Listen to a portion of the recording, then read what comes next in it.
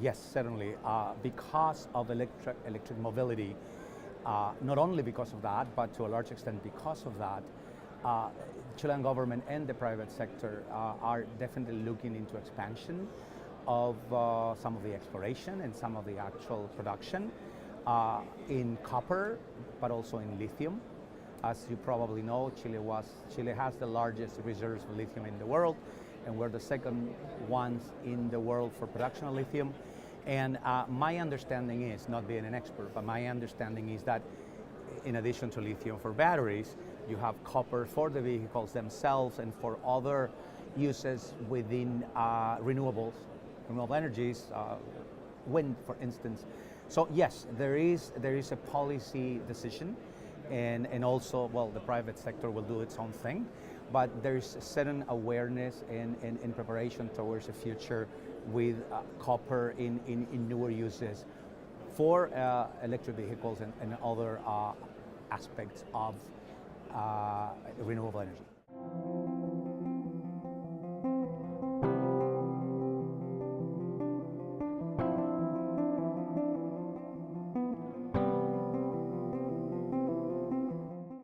Copper is a big chunk of Chile's salary, and it has been historically.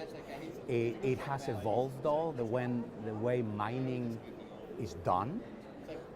You're probably aware of the fact that even though mining and copper remain a big percentage of our GDP and our exports, Chile has diversified enormously its export offer in all fields. By now, the number of lines of export that we have is huge, and there is a constant effort on the part of the government to provide incentives, and certainly the private sector, the exporting sector, to find new markets and new products. There is exploration, there is expansion to diversify, but we know copper is the base. That doesn't mean that we're not moving toward a more diversified array of exports in terms of both minerals and other sectors of the economy.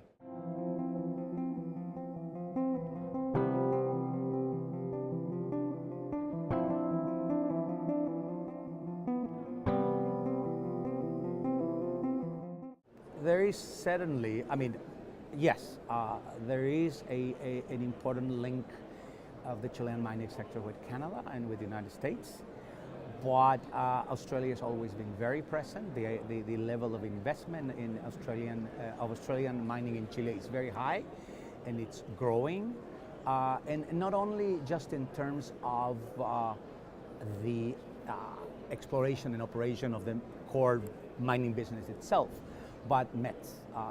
It's surrounded by all those ancillary services and products.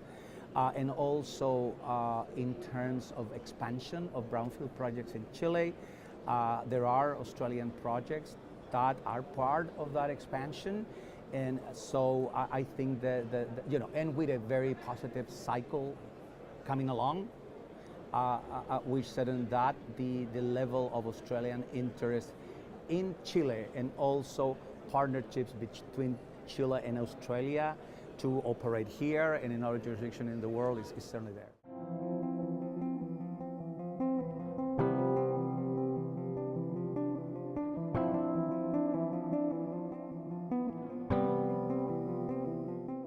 The issues being addressed, obviously, water is a scarce resource in Chile as it is in Australia and other parts of the world.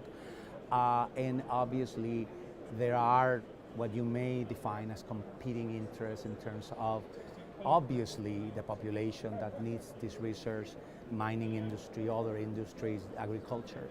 On the part of the government, there is awareness, and there is an effort through regulation to ensure access and to ensure good governance of the resource, mostly through legislation.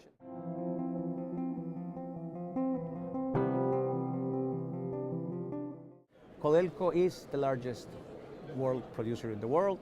It's a state-owned company in Chile that has its corporate governance, and they are extremely well engaged and active in the world. But the fact that Codelco is there and that is a huge player, that doesn't mean that there is no room in Chile for the private sector. In fact, there is huge space for the private sector, and the call is for more.